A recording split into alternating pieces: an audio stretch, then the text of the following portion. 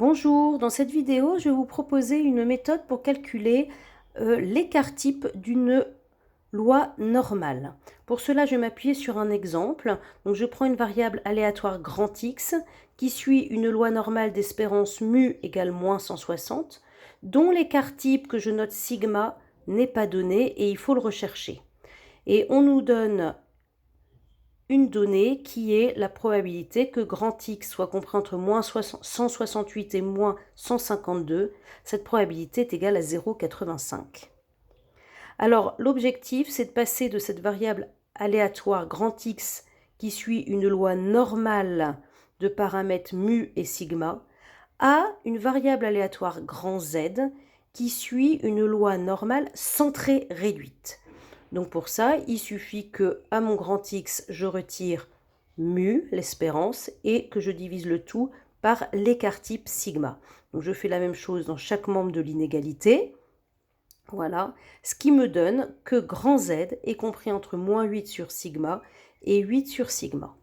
Et la probabilité de ça, c'est toujours la même, c'est 0,85. Cette variable aléatoire grand Z suit donc une loi normale centrée réduite. Donc je vais pouvoir utiliser à l'aide de la calculatrice la fonction frac normale. Mais pour ça, il faut que ma probabilité soit sous la forme grand Z inférieur ou égal à une valeur que je vais rechercher. Donc j'utilise les propriétés que je connais déjà. Sur la probabilité dans le cas d'une loi normale centrée réduite, j'utilise la symétrie par rapport à l'axe des ordonnées qui me permet d'écrire que cette probabilité-là, c'est 2 fois la probabilité que grand Z soit compris entre 0 et 8 sur sigma.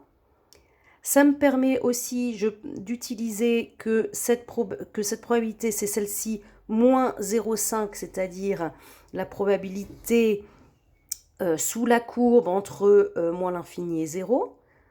En développant, ça me donne ça. Et puis en rajoutant 1 et en divisant par 2 de chaque côté de l'égalité, je me trouve avec cette égalité-là.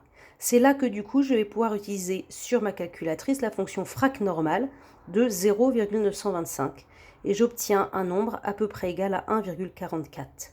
Cela veut dire que mon 8 sur sigma est égal à 1,44. Et puis avec des opérations classiques, j'obtiens sigma qui est à peu près égal à 6, donc l'écart type obtenu est 6. Voilà, j'espère que ça a été clair et que vous saurez utiliser cette méthode dans d'autres exemples.